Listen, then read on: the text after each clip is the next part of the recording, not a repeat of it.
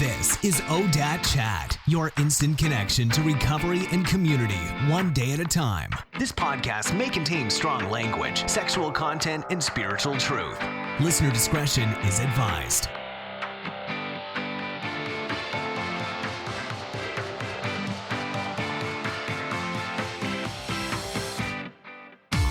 Hi friend, welcome to another episode of the ODAT Chat podcast. My name is Arlena and I'll be your host.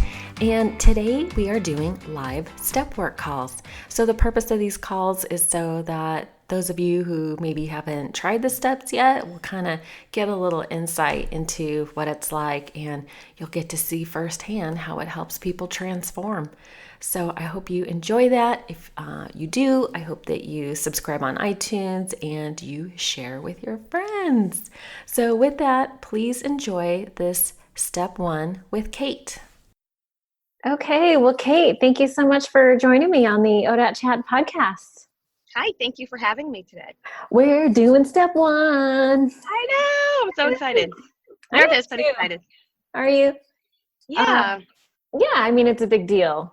And I feel like this time we have together has a lot of purpose. So it's a big deal. Great. So thank you so much for being willing to play along. Absolutely, thank you.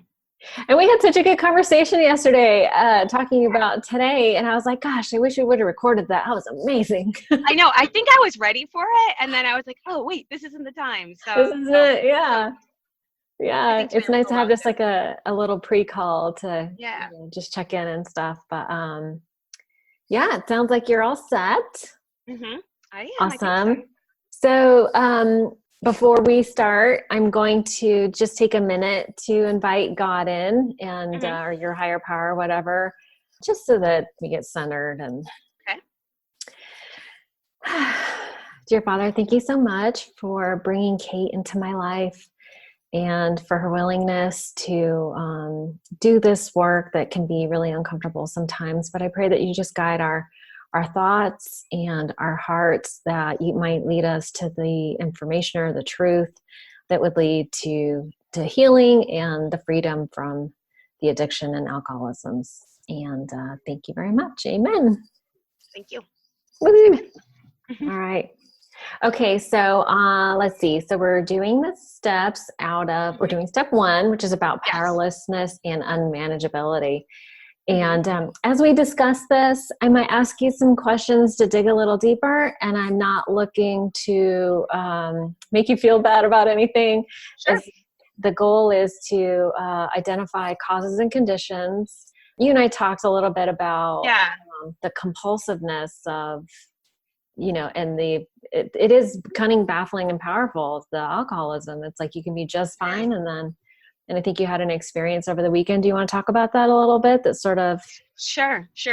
So I had a step back. So I did relapse this past weekend. And we had talked about how you can have this certain mindset that this is it, this is the last time, be super strong one day, or for many days and many weeks. I've had months, and I could be walking up the stairs with a strong mindset and immediately go pour a glass of wine. And as I'm doing it, saying to myself, what are you doing? Like, this isn't what you want. You know, you're not going to feel good afterwards, but oh, well, you're going to do it. So, I mean, it literally happens walking up the stairs. And I just don't understand how the mind can flip just like that. And it's like I'm watching myself from above or outside of my body, and it's somebody else, but I'm watching me do it, if that makes any sense at all. And I always regret it. And it doesn't mean it's because it's a horrible hangover each time. I just regret it because I don't like it anymore.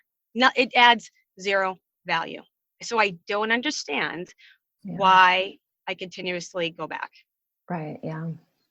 And we talked a little bit about how, you're very ambitious, accomplished. You have, and you do marathons, and you do all this stuff. You're a mom. You have very motivated. Yeah. Super motivated, highly accomplished. And so the idea of powerless and unmanageable doesn't translate to the rest of your life, but it's just in this one area. Yeah, I feel like an oxymoron. I feel like a complete. It's yes, it doesn't transfer into any other part of my life. So it's very frustrating, confusing, and I feel like I should just be able to do this. So Right. so going through the step one and really understanding that word of powerlessness. And I told you I don't like the word unmanageable, but it Mm-hmm. is. I mean, Yeah. this is the thing in my life that is making my life not what to be. Right. So at first I'm like, I don't like that word. I'm not unmanageable. But then as I'm reading through the scripts and writing it down, I'm like, yes, I am. It's absolutely what makes my life unmanageable. So and it it's was just kind of in this, eye-opening too. it's just in this context too, though. It's not not your entire life is unmanageable, but in this context, yeah, we had a little technical snafu. Okay. So, so we were just talking about how we're just trying to make the connection between the powerlessness and the unmanageability. And so that's what this exercise is about. We're looking for concrete evidence how you're powerless over the drinking. And so how did you find, so you did step one, you read the 12 and 12, step one from the 12 and 12 and Bill's story. Yes. Yeah. How was that for you? 12 and 12 definitely was easier, I think, to digest. Just I think because of the writing. But Bill's story was still, pieces of it were very, I wouldn't say mind blowing, but a good introduction, I think, for me as to where kind of it all started, and how there's so many of us that I just, kind of go through life and wonder like the whys, and when it's kind of right there in front of us, but we, like with a higher power and things like that, we don't let it into our lives. And the whole stigma and fear, I think, around AA and that had kind of kept me away until I heard you on the podcast. So I found it, like I said, 12 and 12 easier to digest and understand. Yeah, I love the 12 and 12. I'm currently obsessed with step 7, but we're not there yet. I heard that. I haven't even looked at what it is yet, but. Oh my God. Well, it's the 12 and 12 and it's the step 7 and the 12 and 12 that hit me like a ton of bricks. But, they talk about humility being the foundation of all of the steps. So, and really that just means seeking and doing God's will. Right. So anyway, we're not there yet, but I'm glad you had a good experience with step 1. And the step 1 promise from the big book on page 58, and crossing the river of denial. Denial is such a funny thing because it's like, well, how would you know if you were in denial? Deep down, that's why I'm here, like, right. I'm not even denying it anymore, but I did for a long time. Yeah, which is totally understandable. Yeah, we were talking earlier about, it's such our mind is there to protect us against the pain, right? And we spend a lot of time and energy disconnecting from that pain, so that when something like, alcoholism pops up, it's like, why is this happening? And it's because the feelings that are unresolved are coming out sideways. Right. So it's a distraction. Our mind uses distraction as a way, or obsession really, as a way to distract us from our pain. And obsession's a great word. Yeah. Right. And I've seen people do it. I've used obsession around relationship, love addiction, food addiction, shopping, retail therapy. We joke about retail therapy, but that absolutely. Can totally. I can relate to that. I know, me too. That and sugar is my downfall. Yeah. But anyway, so I think, and they say that alcohol is but a symptom. So as we address the underlying issues, the need for that compulsiveness will fade away. So, okay. So, exercise 1, I keep reading the step 1, and I've done that a bunch of times, so I'm not going to do that again this time, but exercise 1. So, awareness. Begin on your knees with a prayer to your higher power, asking for clarity and direction. Did you feel comfortable doing that? Yeah, I think I might have told you I didn't directly get on my knees, but I did sit down in a private spot and did pray to my higher power. And it was interesting because I think we mentioned that I have thought about all of these things before, but I don't think I've actually written it down in regards to things being unmanageable. And it kind of just flowed.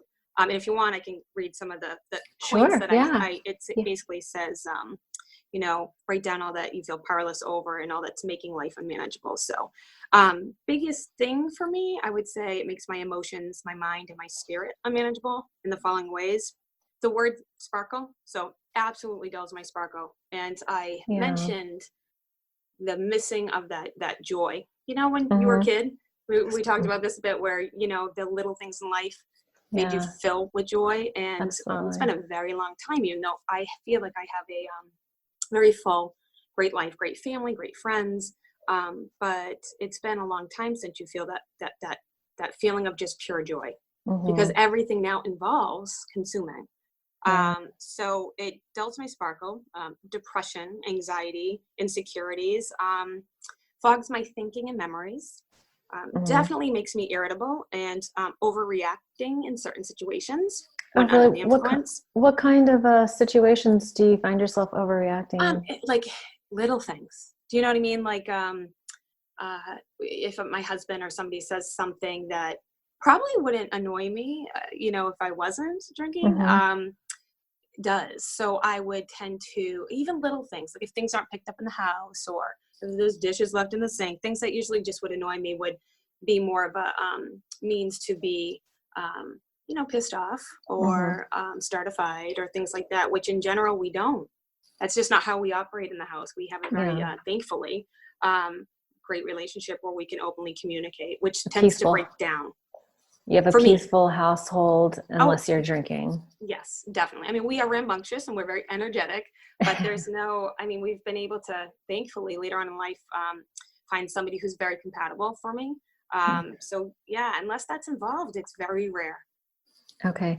Yes. I was just curious about specifically the little things that set you off, because typically,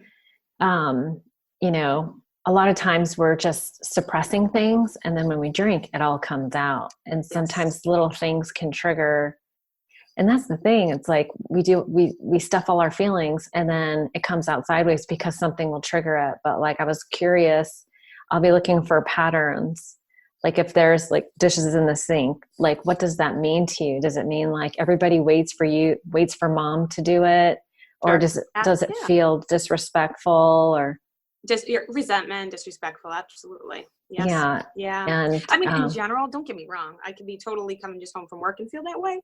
But I think it's how we react to those situations that make a big difference, whether under the influence or I was always taught that whenever my reaction is disproportionate to the situation, it's not about the situation. It's about a release of emotion from the past. Totally. It's not the dish. It's not the dish. It's not the dish. No, yeah.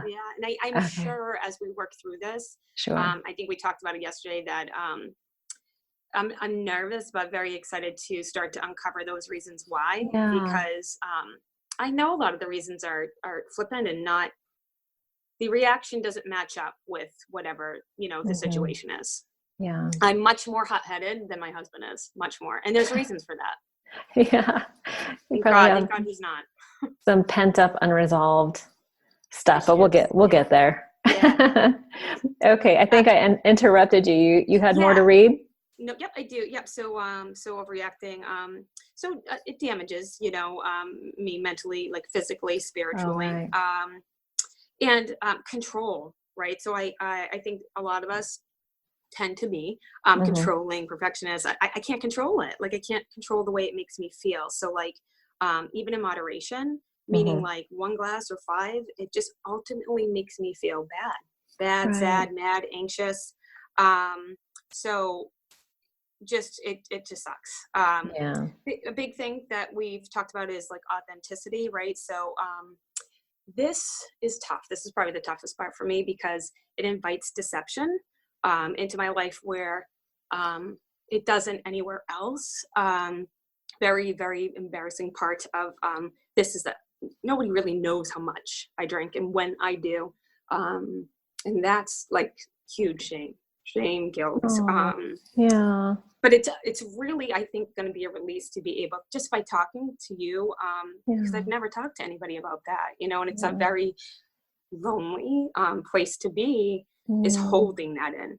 And it's time for me to like let it go. I've got to telling the world, whoever's listening to this, that that's the worst thing, because I know how much I drink. I know how much and when I do, and if my friends and my family did, because we've talked about this too, like they don't think I have a problem, and if they knew any of my actions, about hiding it, they absolutely would be like, oh yeah, I get it.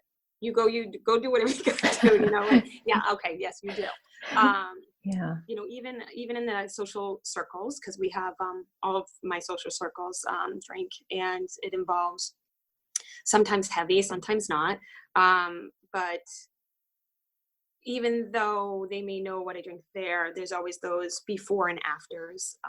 I tend to not usually go after. I tend to go to bed at a reasonable time, but I mean, I can day drink like the best of them. So, and it could be over the simplest day of tasks, laundry, cleaning, moving. We talked about moving. Sure. And it's just something that it's a go-to. It's like I wouldn't do one without the other, which is so strange, because of that other side of my life, right? The running, the working out, the being. I don't even think that I am, because I know myself, but like a role model to others. Hold on one sec here. Awesome. I just got a phone call. So it just is. That's the worst part of this for me. Right. The worst part is deception. Yeah. And I could see it in your face, the guilt and shame. It's, they're just words, but when it's happening to you, it is the worst. Yeah. You feel like you just feel like a jerk. Like you feel like, it's terrible. Yeah. Like, and I don't even know, I can't even tell you when that first happened. I mean, I'm 41, so it's been a good 20 years on this ride of, the first 10 years thinking it's just social. And then I think it started more in my 30s, like my early 30s, where, I don't know, I made a joke of it to myself that, oh, I'm Irish, I have a high tolerance, this is like no big deal. But as I had my first child at 38, that's when this really all kicked in. And like this real, you got to look at yourself now, because it's not just yourself, Kate, anymore. It's, you have these beautiful children and a beautiful husband. Yeah. And you deserve better. I deserve better. Yeah, absolutely. Yeah. So, yeah, that's the toughest part. It is. And I just think it's just interesting how it's all coming together now. And everything evolves, right? So, maybe it wasn't a problem in your 30s, 20s or 30s, but, they say that alcoholism is progressive, but in my mind, everything evolves. Like we continue, we're always evolving, and sometimes we're devolving. Yeah, right? So I agree. I don't like that too much, but must stay vigilant, But so it's just time to deal with it, and I think all these, we were talking earlier about, there are no mistakes, only lessons, and a lesson is repeated until it's learned. Yeah. And so you had some valuable information over the weekend that helped you solidify and clarify that in this one area, and it's really, I think in time you'll see it as a gift, because until I was forced to do the self-examination, I never would have done it. I didn't know how to do it. You know what I mean? Right. Like I showed up to a completely self-centered but incapable of self-examination. Yep. All I ever thought about is what I needed, what I wanted, what was I going to get? I mean, it was all. Yes. But never did I look at, never did I consider that people were responding negatively to my behavior. Like I was the instigator and I didn't even see it. I'm definitely starting to reflect on that. That's, I think, part of one of these things is that past relationships, like, don't get me wrong. I know that I've had my fair share of why they didn't work out, but I never pinpointed that, like what your part was, like right? That. It was, now I think back on them and I'm like, oh my God, like that probably didn't work out because of this reason, Right, and it was a two-way street in most of those relationships, but it's just weird how you can look back and just really have a different, a different bird's eye view as to your actions. And once the dust settles and looking back, I can certainly see that played into a lot of this. Yeah. And just the one thing I wanted to say about relationships, past relationships, is that water seeks its own level, and as when somebody tells me about who they're with, what they're telling me is what they feel that they deserve. Yeah. It's just a reflection of what we allow, because whatever you settle for is what you set. That's what you get. Yeah. If you settle for someone who doesn't treat you right, then that's what you get. You get someone who doesn't treat you right. And we only allow it because we feel like we deserve it on some level. And it's always subconscious. It's typically not something, typically it's like, there's this concept of the person of maximum attraction. That's usually like a drug. You know what I mean? It's like, it's not good for you. It gets you really high, but there's typically a price to pay for that high. Yep. So, anyway, okay. So you're seeing how you are, at the cause of your behavior, not at the effect of it. Like people are not, they're not, being mean out of spite. It's just possibly, altogether, but that's okay. That's good to know. Did you have anything else in exercise one that we missed? So kind of just, what do I have? Just like the overthinking. Whether the overthinking, it's just overthinking life now. Like it's just, it's whether I am drinking or not, it's always there. So it's exhausting. I think releasing myself of that, and, I think I told you I belong to an amazing online group of women who can relate to that. And it consumes you. It consumes you. It's great that you can share it with other people, so you're not alone. But it is something that I want to turn off in my head, or the hamster wheel, right? So the constant saying you're going to change, you do it, and then you go right back onto that hamster wheel again. It just has to stop. Yeah. So those are the way that I feel that things are unmanageable. Powerless over. Very good. Okay, so exercise 2. What are some examples of your behavior or actions that have come to light that you're feeling powerless over? We kind of went over that. Do you think there's anything we missed? Just overall health, right? Overall health. About, health is important to you. Yeah, it's really important to me, and I'm still baffled how I've been able to, and I'm not tooting my own horn. I'm just baffled how many of us can still achieve certain health goals, ravaging our bodies with this poison. But I wonder what I could have done. Do you know what I mean? Like it just completely and utterly demotivates. It just unmotivates me. So I've had many training and runs hungover. Those suck. Oh my gosh, that sounds awful. I mean, the eating thing too, right? It's just a bad cycle where you eat well, but then you eat horribly because you feel horrible. And I just just the behaviors have resulted in just dulling my life. Like I just want to know what I would be like, because I think I'm a pretty okay person. I just know, I want to know what my family's life could be like, because they deserve so much more. They don't even know. I say that, but maybe they do. But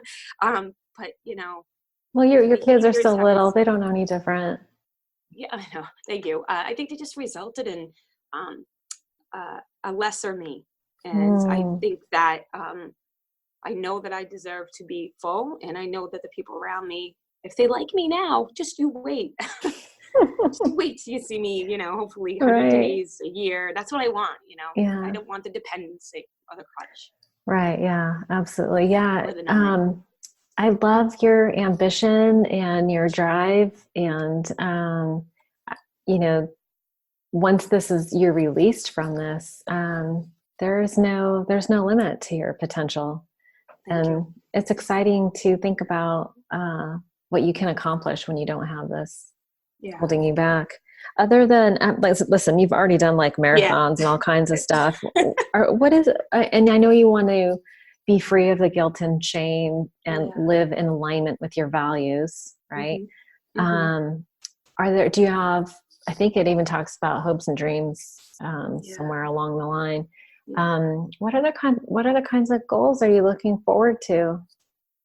It's funny. It's not it's more of the smaller things, I guess. It sounds maybe insignificant, but to me, it's so silly. It's like being able to enjoy a weekend outside with my family that doesn't involve alcohol. It means going to an event, a show, a concert. I mean, I've done it before, but really enjoying it. It's the simple things, the things that I want to be able to be outside and, love where I'm at without thinking, when can I go have a glass of wine? Like it's those things. So, but I also think that the bigger things in life, right, with my family and being able to travel, and that doesn't involve that. Like I keep hearing these wonderful stories of people who do it, and I haven't been abroad. I mean, I've been outside of the States, but never over to Europe or anything like that. And that's something that I want to experience when, full and clean. Like those are the things that I don't want to do it unless I am, because I feel like it's the only way that I want to experience it. So, I won't make any plans, or maybe I should, just to motivate me to do that. We've got 2 littles. So, how old are they? I don't know if that'll happen, in the near future, but it's more about, it's the daily life that I want to, enjoy again. Yeah. And how old are your little ones? 3.5 and 7.5. 2 girls. 7.5 girls. Cute. Yeah. And I'm sure you want to be a good example to them. Absolutely. And, I know they're young, but I know, that there is always a sense, of knowing if your mom or dad are present. I know there is. I think I remember feeling that, so even if they don't know exactly what we're doing yet or what I'm doing, they deserve more. Yeah, they'll feel the difference. They don't deserve the numbing out. They deserve me fully there, even if I'm frustrated or even if I'm having a bad day, Yeah, that's normal. Yeah, and my husband does too. Yeah, no, very good. I totally get that. I mean, we want to be able to teach our kids by example how to handle the frustrations of life. Life is not always easy, and they're going to need to know how to handle that. And, seeing mom get mad and then work through the feelings and then, have a discussion about it later. That's how they learn how to process their feelings. I don't know about you. I didn't get a lot of coping skills growing up. No. No. This is my coping skill. Yeah. And I started later on in life. But no. And I'm just curious, how did your parents deal with, like your feelings as a little girl? How did they manage? No. So, mom, not very well, very explosive, verbally and abusive. But yes, she takes she holds herself accountable now, but I do believe it's the way that she was brought up, very similar, even worse. There were no tools that we were given or provided. You build your own. Mine aren't very sturdy in that area. And I know that. It's almost like I feel like it's hereditary. It's learning. It's being in your environment. So I definitely have that. I acquired the lack of coping skills. Yeah. So my mom was exactly the same. She was very explosive when I was young. So, her anger felt big and I would just shrink, get small. Cringe all the time. Yeah. We would walk down the hall and be like, what's going to happen? So always on guard. Just, I think adapting. That was why I think I waited so long to have children. I didn't want to do that, or react in that sort of way. I was very nervous to somehow, I never ever want to be the, abusive or hit our children. So I was always very apprehensive about that. Thankfully, I can say that hasn't happened, and we're our own people still.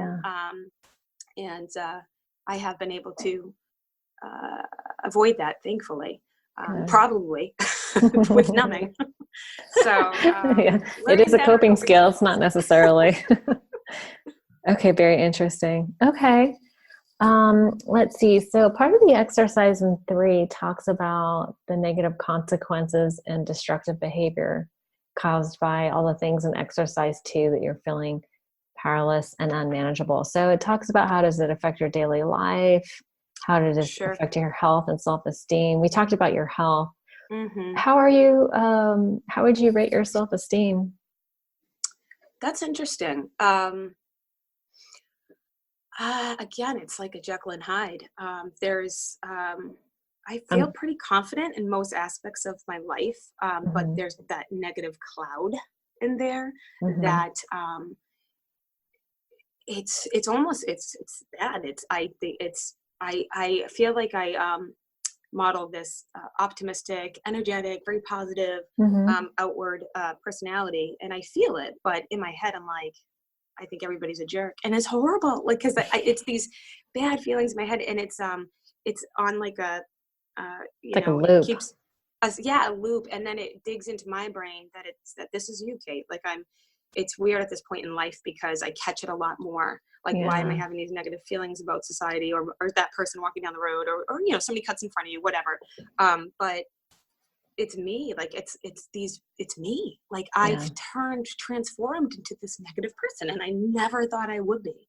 And I honestly feel in my heart of all hearts that it's due to years and years of adding this toxic poison that changes how you think. It is cumulative. Who you are, and very slowly. Yeah. So you wake up one day being like, hey, I'm this really cool, like nice person, when I'm really not. Yeah. And it's not good. It's I can be cruel.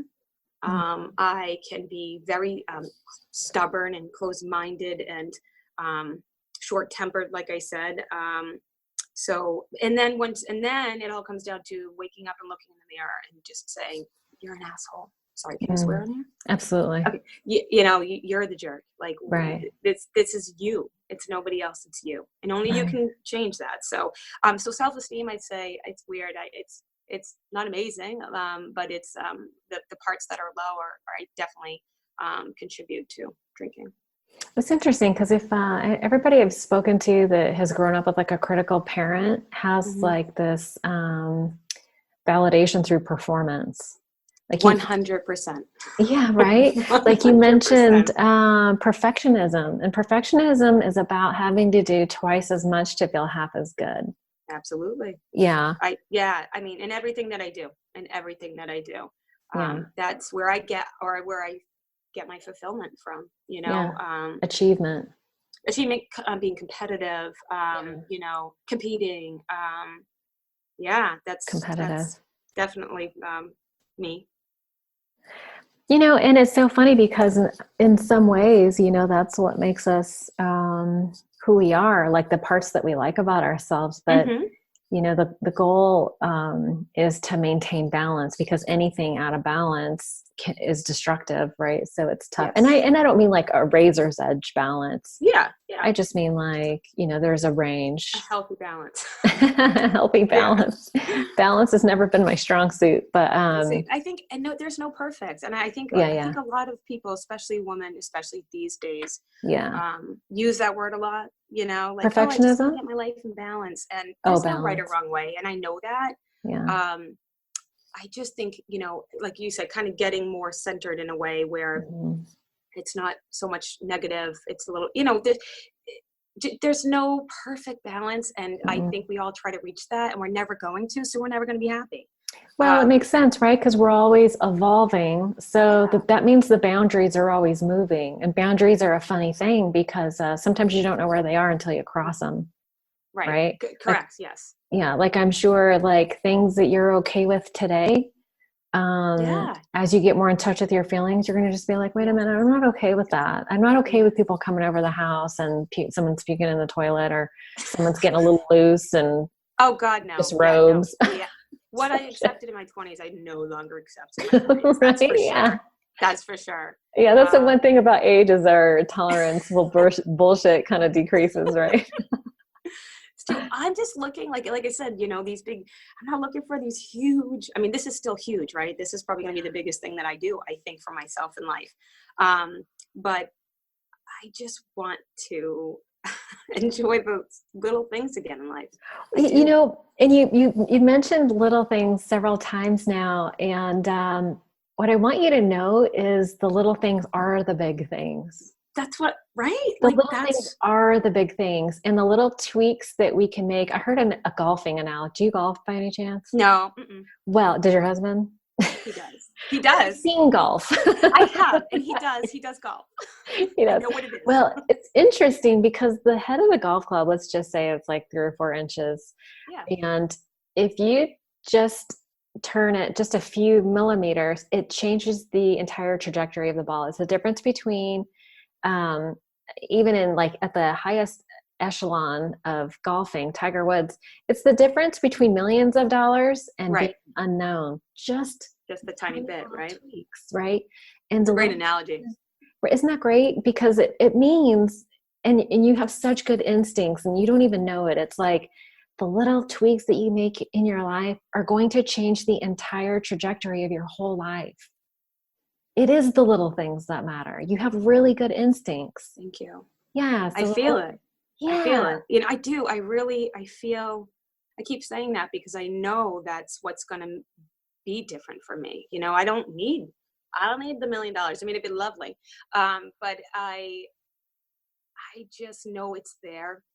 Arlena, I know that I do remember those little glimmers of just pure joy, and I see it in my kids' eyes, I do. And we live in the world, right? So the world's not perfect, blah, blah, blah. We know that, but, it's just, I know it's out there. I mean, I see it, I hear it. When I listen to podcasts, I see the amazing, journeys that some of the women I connect with online who have struggles every day like the rest of us. It's not paradise. But just freeing your mind of all of this ridiculous overdrive garbage due to alcohol is, it just sounds pretty amazing. So yeah.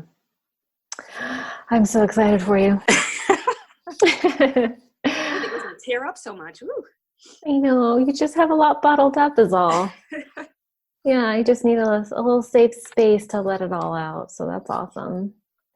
Okay, so the very last part of the exercise, is it helpful to be specific if you can? Oh, it is helpful to be specific if you can about what you are aware of that you want to change, and write as little or as much as you want about step 1. The main thing is not to overthink it.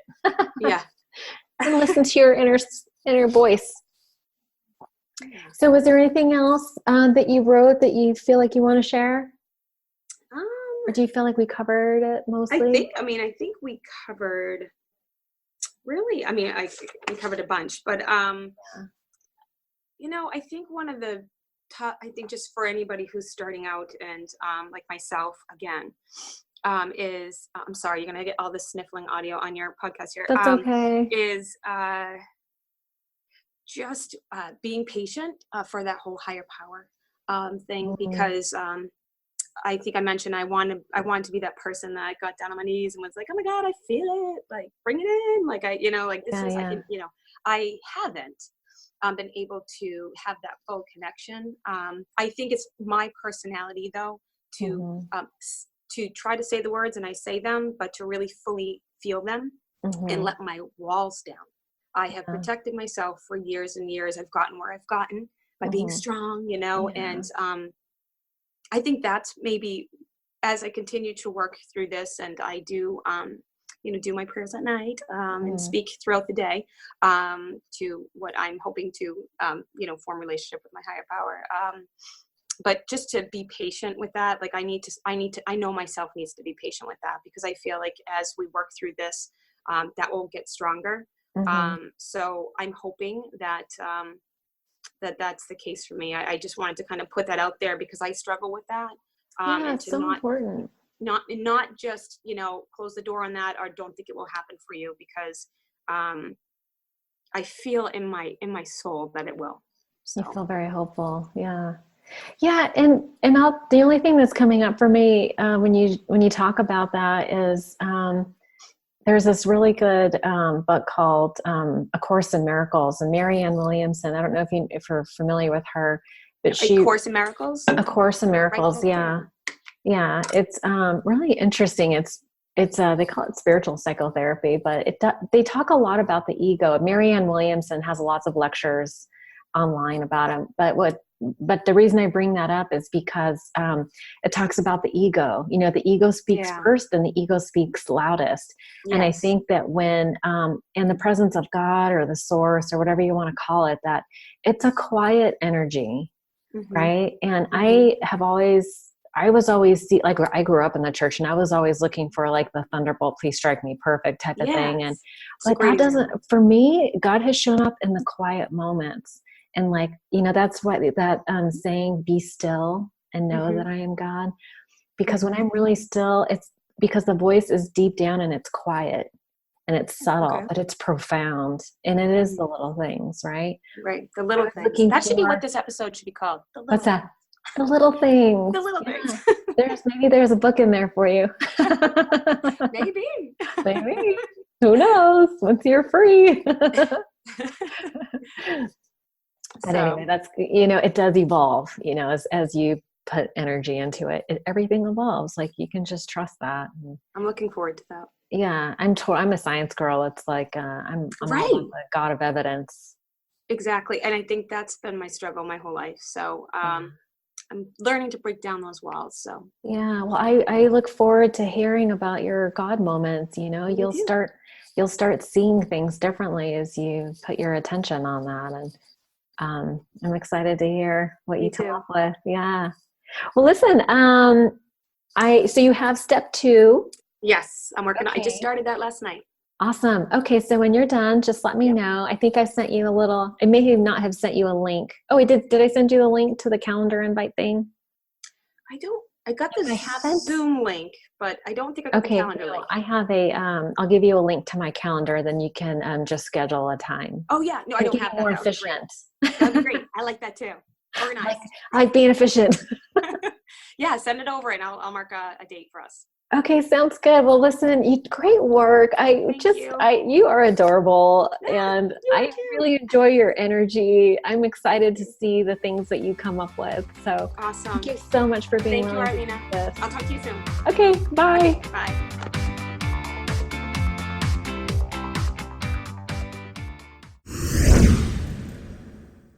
One last thing before you go, if you enjoyed the podcast today, please don't forget to subscribe on iTunes or Stitcher and leave a review.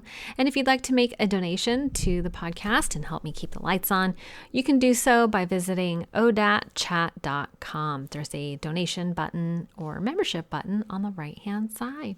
Have a great day. Thank you so much for joining us.